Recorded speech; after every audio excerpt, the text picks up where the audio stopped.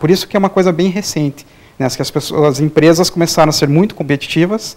Informática, hoje todas dependem de informática. Como é que eu consigo fazer uma diferenciação entre uma empresa e outra? Então, a área de processos ela vem para isso, para dar mais subsídios, mais controle, gerenciamento, que a gente falava antigamente, para ter mais posse da execução dentro da organização. E a ferramenta utilizada é a tecnologia da informação, é isso? São ferramentas de processos dentro de tecnologia de informação, que é o caso do Vilmar, por exemplo, ele trabalha desenvolvendo ferramentas para esse tipo de habilidade, né? Então, as pessoas poderem mapear processos, simular processos, gerar automaticamente um sistema de informação, não dependendo de alguém de TI, né? Coisa que há 10, 15 anos atrás era inviável, hoje em dia isso já é possível, né? Você conseguir, uma pessoa qualquer área, né? Um administrador de qualquer área, poder desenhar um processo de negócio e, a partir disso, ter um sistema de informação para isso daí.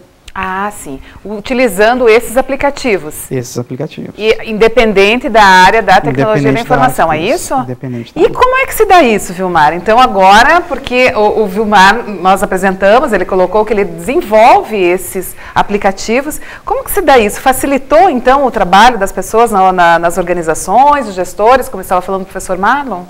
Isso facilitou bastante, que como aumentou a demanda de processos, consequentemente aumenta a demanda de ferramentas cada vez melhores para facilitar o mapeamento desses processos. Então, as ferramentas atuais hoje fornecem diversas simulações, publicações de processos. Ah, mas então isso é essencial, a sua graduação foi essencial para isso, não foi, Vilmar? Para que você desenvolvesse esses aplicativos. Isso foi essencial, só que o meu conhecimento de processo, antes de começar a pós, era informal, digamos. Certo. Agora os conhecimentos que eu estou aprendendo na pós-graduação, estou aplicando dentro da ferramenta para haver mais melhorias. Eu entendo. E hoje você trabalha desenvolvendo esses aplicativos. E aí você já é solicitado pelas organizações, ou então pelos colaboradores das organizações, para que desenvolva um determinado aplicativo, é isso, Vilmar? Isso, e buscando, na pós-graduação a gente aprende as tendências do mercado, e daí a gente aprende como aplicar isso dentro das ferramentas. Certo.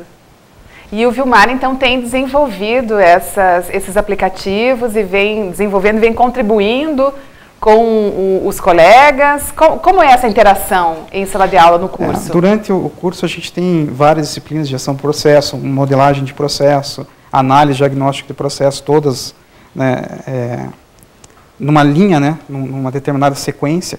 E para cada uma dessas disciplinas a gente acaba precisando desses ferramentais para que as pessoas possam ver na prática como é que isso funcionaria, né? Então, sei lá, eu tenho um processo de gerenciamento financeiro dentro da minha empresa. Tudo bem, mas fazer isso num papel ou numa planilha de Excel é muito complicado. Eu ter uma gestão a partir disso. Como é que eu consigo desenvolver esse processo para que ele seja o melhor possível para a minha área de mercado, onde eu estou atuando, né, para o atendimento dos meus clientes. Então, essas ferramentas auxiliam para que isso seja possível, né? É como se fosse uma infraestrutura para que você pudesse aplicar a gestão para o processo. Certo. Bem, nós estamos caminhando então para o fechamento do nosso primeiro bloco e, como sempre, nós deixamos uma questão norteadora, uma questão que eu vou ler aqui para vocês, vai ficar no ar e que vocês irão discorrer, comentar, dialogar sobre essa questão ao longo do segundo bloco. Então, a questão deste segundo bloco seria o seguinte: para que a implantação do gerenciamento de processos de negócios em uma organização, e também tem uma sigla aí, né? Que é colocada atualmente. É isso? BPM? BPM. Em uma organização seja bem sucedida, há vários aspectos que se fazem necessários. Um deles é a mudança de comportamento dos colaboradores. Por onde iniciar, então, essa implantação? Esta é a questão norteadora que os nossos convidados irão discorrer sobre a mesma ao longo do segundo bloco. Já voltamos.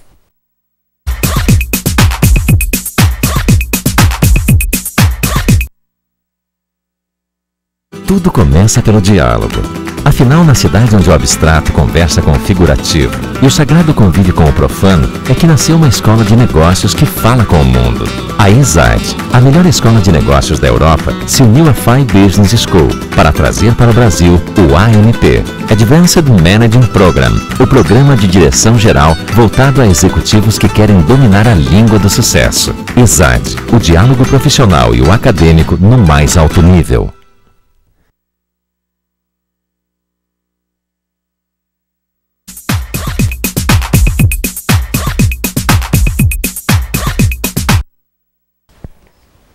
Estamos de volta com o programa Diálogos Acadêmicos e Profissionais. O tema de hoje, gestão da qualidade e gestão por processos de negócios. Ao final do segundo bloco, deixamos no ar a questão norteadora para que os nossos convidados de hoje, especialistas no tema, discorressem para nós. Para que a implantação de gerenciamento de processos de negócios em uma organização seja bem sucedida, há vários aspectos aí que se fazem presentes e necessários. Bem, um deles é a mudança de comportamento dos colaboradores. Então, por onde iniciar essa implantação? Professor Tom, vocês acreditam que a mudança de comportamento dentro da organização para a implantação de um novo sistema encontra algumas resistências? E se encontra essas resistências, o que nós poderíamos aplicar nessa mudança? Regina, acho que toda mudança gera uma certa resistência, né? Por mais simples que seja, vou citar um exemplo tolo, né? Nós usávamos uma versão de um software, Windows, por exemplo, mudamos essa versão do Windows, mudamos uma planilha eletrônica do Excel e a gente já percebe a dificuldade que as pessoas têm e como reclamam dessa pequena mudança, porque veja, a planilha é a mesma, faz as mesmas coisas. Quando a gente fala na gestão por processo de negócio, que eu acho que é sim uma mudança de mentalidade, da forma como você vai trabalhar os seus processos. Certo. E aí eu acho que a resistência ela é muito maior, né? Porque talvez eu seja até injusto em dizer isso, mas muitas vezes a gente acaba criando feudos de trabalho, né? Onde a gente, assim, é a nossa área, certo. É o meu processo, e quando você pensa numa gestão por processos, você está pensando em uma interface muito grande que vai desde o cliente até a essência, o ponto mais inicial da nossa empresa, passando por vários atuais departamentos, fazendo a inter-relação de vários processos. Então, a gente percebe que a mudança ela é essencial, porque você precisa ter uma visão mais macro disso tudo e, principalmente, a gente precisa entender as interfaces. O meu feudo, ele não está isolado da empresa. Ele faz uma interface gigante com outros, abre aspas, feudos, outras áreas da empresa, outros departamentos, e que muitas vezes a gente não sabe nem como eles trabalham lá. Então, se a gente não tiver essa visão mais ampliada, mais holística da empresa, a gente sofre muito para fazer a implantação disso. Depois o Marlon complementa com algumas questões, mas só para a gente situar, a gente arruma o nosso departamento, a nossa área de trabalho, a melhor forma possível. A gente até melhora os nossos processos da melhor forma possível. Só que a gente esquece que o nosso processo é uma pequena parte. Ele vai fazer as interfaces com vários outros processos. E essas lacunas, esses gaps, precisam ser eliminados, minimizados. E por isso que a gente pensou esse curso de gestão por processo. Certo.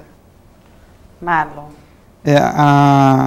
Essa parte cultural, quando a gente avalia em processos, uma empresa, quando é avaliada em qualquer tipo de processo, para ela ter o maior nível de maturidade possível, para ela conseguir um nível mais alto, o principal ponto para ela ter esse embasador é a cultura de processo.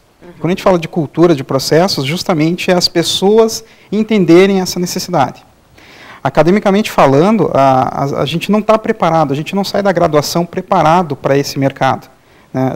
Hoje, como a gente falou, as graduações não são mais ciência, elas são específicas. Sim. E essa especificidade que é colocada para o mercado, acontece o quê?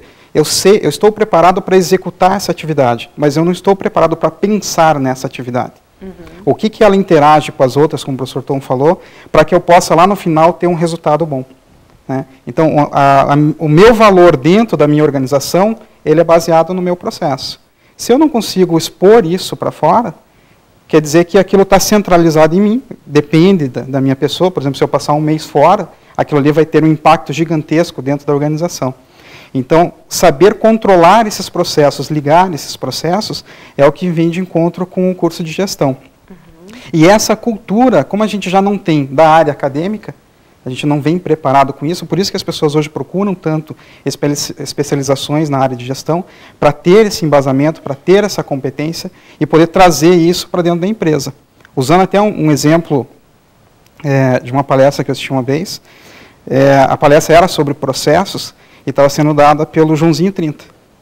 Então ele fazia uma ligação entre o carnaval e as empresas, como é que era dada essa gestão. Sim. E um exemplo que ele colocou, bem claro dessa situação, era justamente esse. Quando você pega um mestre-sala, uma porta-bandeira, que deles dependem 10% de toda a nota final, seja do objetivo da organização, 10% está preso em 2 indivíduos. Sim. E eu tenho, sei lá, 70 pessoas que empurram um carrinho, né, os carros alegóricos e tal. Isso daí tem 0,01% da nota. Então eu tenho muito mais dependência daqueles 2 do que os outros 70. Mas o entendimento do procedimento de cada um e a ideia do que eles têm que fazer para fazer essa integração é a mesma. Inclusive o amor que eles têm pelo que eles fazem. Né? Na organização isso não acontece. Muitas vezes eu escondo o que eu faço porque eu tenho medo de concorrência. Interna. Nós estamos falando agora dos feudos que o professor Tom estava colocando. Eu posso, se eu expor esse meu conhecimento, pode ser que eu perca o meu cargo. Então, esse medo ainda tem muito nas pessoas. Então, essa mudança cultural das pessoas, elas terem esse entendimento que aquilo vem para ajudar, não é para atrapalhar, isso depende de um pouco de tempo de maturidade, de aplicação. Né? A gente não está muito preparado para isso. E que a gestão para o processo de negócios contribui? Contribui. Ela vem justamente para trazer essa integração. Expor esses procedimentos. O processo de negócio ele é da organização, ele não é da pessoa. A pessoa pode utilizar desse conhecimento dela em qualquer outro lugar, né, em qualquer outra empresa do mesmo ramo e tal. Mas a organização tem esse conhecimento, ela detém, ela não pode ficar dependente de uma pessoa ou de outra. Né, aquele conhecimento tem que ser dela. A gestão por processo é para trazer isso para a organização, para ela ter uma vitalidade, ela ter esse seu conhecimento independente da mudança de pessoas, mudança de tecnologia, assim por diante. Seria, sim, a implantação de um outro tipo de gestão. É isso? Seria um novo sistema de gestão? Na verdade, seria a implantação de um sistema de gestão. Né? Hoje, basicamente, o que as empresas utilizam de sistema de gestão são sistemas de informação. Do jeito que o sistema faz, é o jeito que ela vai atuar. Agora, é um conhecimento. O negócio tem que ser explícito, o negócio tem que estar muito claro. Como é que eu vou chegar naquele objetivo? Né? Então, eu estou planejando algo para daqui 4 anos. Quais as etapas que eu tenho que cumprir para que chegue lá? O que o Vilmar tem de importante da área dele para que aquilo vai ser obtido? O que o Tom tem de importante para que aquilo vai ser obtido? Né? Cada um tem que ter esse conhecimento para chegar lá na frente. Professor Tom, quer fazer alguma colocação? Sobre... Eu estava pensando, você está falando da resistência, né? Sim. E as colocações do Marlon. Até o Vilmar me ajuda, porque ele que desenvolve essas modelagens aí, mas tem situações muito curiosas para exemplificar isso que você nos perguntou, né? Na linha ainda daquilo que eu falei do Excel, né?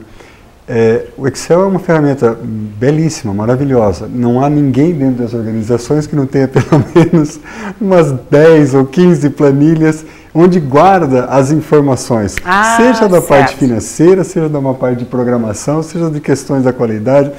É muito interessante. Só que essas planilhas, elas estão no respectivo computador. Imagina assim, eu estou lá criando algumas planilhas, fazendo alguns controles, mas é aquilo que o Marlon falou, quase que são minhas aquelas planilhas. Guardadas as 7 chaves. Sim. E a primeira resistência que precisa ser quebrada é do compartilhamento das informações. Sim. Ou seja, primeiro, elas não são planilhas elas precisam ser, sim, divulgadas para as demais pessoas, as pessoas precisam conhecer aquilo. E depois, está aqui o Vilmar que vai criar um modelo para poder trabalhar isso de